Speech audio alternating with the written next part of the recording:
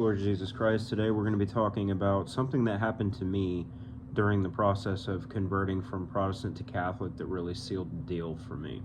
So I spent most of my life as an anti-Catholic Protestant. I was raised with all the Protestant arguments that they make against Catholics. I was the one making these arguments. I was so brainwashed by all of it. And now I see that they're all lies or misconceptions, or a combination of the two. But that's how I was raised. And some things happened that led me to the Catholic faith. But while I was in the process of converting, I was really having a big stumbling block with the Mary thing, because I had been raised with, you don't go to Mary for anything, Mary's dead, blah, blah, blah, blah, blah, blah, blah, you only go to God, you only go to Jesus, which, yes, the Catholic Church teaches you can go straight to Jesus, you can go straight to God. Catholic Church teaches that. But there's also something to be said for the intercession of saints. And Protestants completely reject that, even though they ask other people here to pray for them, which is intercessory prayer. And even though the saints in heaven are more alive than we are, and even though in Revelation you clearly see the saints in heaven offering up the prayers of those on earth to God as incense, but okay. So I had gotten into the habit of going to Mass, and then right after Mass I would go into the Adoration Chapel and pray a rosary. And we're talking about daily Mass. While I was in the process of converting, I was going to daily Mass. And I'm not saying I went every day. Some days I missed. And there were days where I just didn't want to go. I'll admit that too. But generally I would try to go to daily Mass and then say a rosary right after that. Well, one night I decided that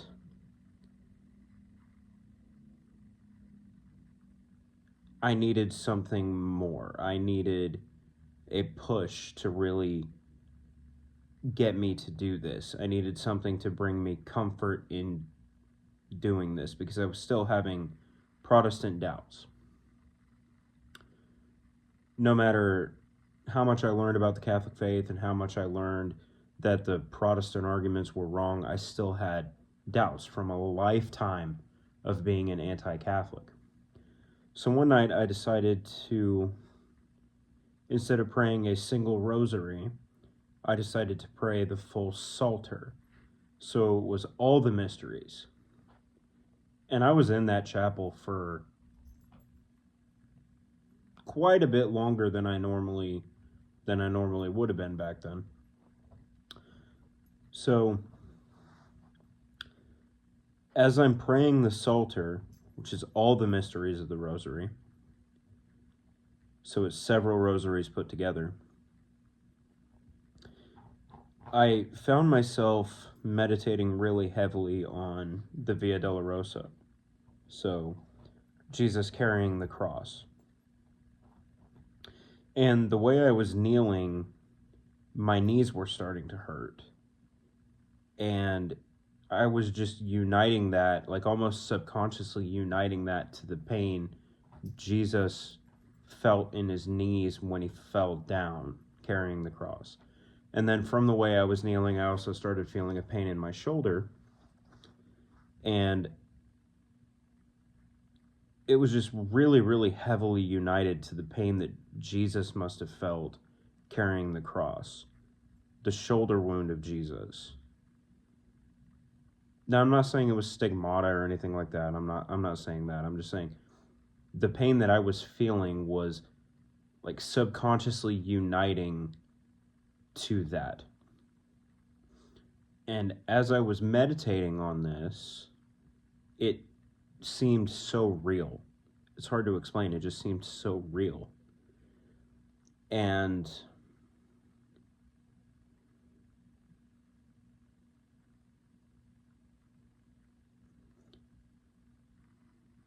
So there were times where, as I was meditating on this, I would see when Mary would come up to try to help him and all this other stuff.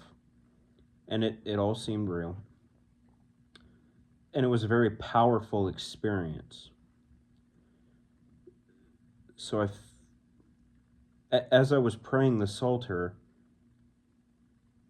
and having this experience, I was just asking for clarity. I was asking for a sign one way or the other, and I'm not really a fan of praying for clarity and signs, but in this case I felt like it was appropriate for me to.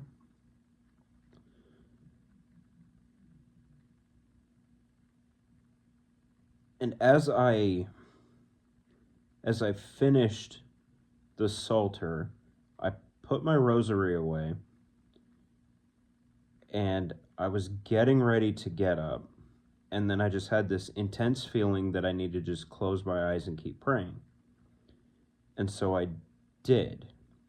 And when I closed my eyes, I just saw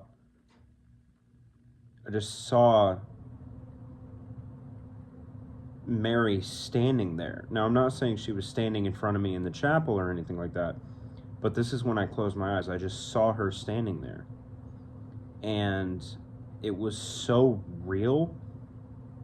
And I was wondering if it was in my head, but I got this intense feeling of calm and happiness.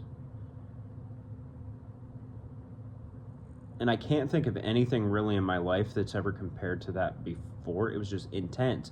It felt like I was high or something. And so I was just thinking, is this real? Is this legit? And she smiled, put her arm around me, and disappeared. And in the background there was a light, which I'm pretty sure that was God, but she's disappeared. And I felt this high for a straight hour after that, like this intense ecstasy. And so I got home and I emailed my priest about it. Well, first off, I told one of my Protestant friends about it, he's a Protestant, but I trust him a lot when it comes to matters of faith, because he's earned that trust. And he told me that even though he doesn't subscribe to the Catholic belief of Mary, it sounds like this was a religious ecstasy given to me as a sign because I had asked for it and because God thought it was appropriate. Okay? And I emailed my priest and I asked him about it, and he told me that sometimes these things happen when we seek guidance, but we're not supposed to go and try to recreate it. When we have these mystical experiences, we just continue with our lives. If they happen again, great. If they don't happen again, okay. Just take what God wants you to get out of it that one time and apply it to your life. And so I did. And I ended up diving full bore into Catholicism. Part of the reason why I am so heavily into the Catholic faith after being anti-Catholic Protestant for so many years is because of that moment of motherly intercession that God had allowed for whatever reason. I truly believe that I was granted a mystical experience because I was taking a big step in my faith and I wasn't sure where to go. I wasn't sure, should I become Catholic? Should I stay Protestant?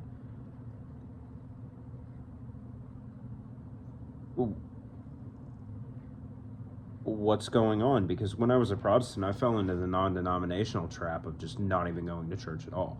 Like, God wasn't even really a part of it for me at that point. When I was non-denominational Protestant, I would claim that God was part of it, and I felt like God was part of it, but looking back on it now, God really wasn't part of it, because I wasn't open to him being part of it. I thought, oh, I can just do my own thing, I can have a relationship with Jesus, and it's fine.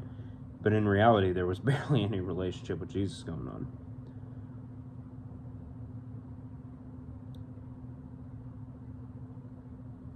But that religious ecstasy, that's the word that my Protestant buddy used, and it's the only thing I can think of that fits that.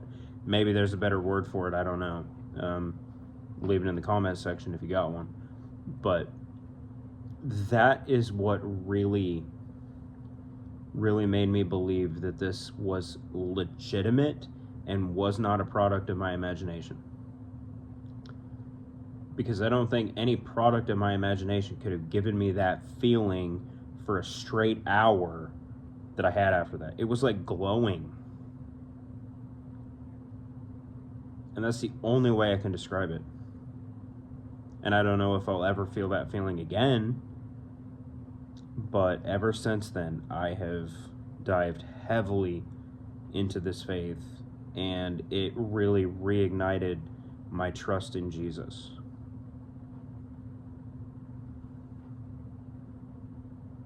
So yeah,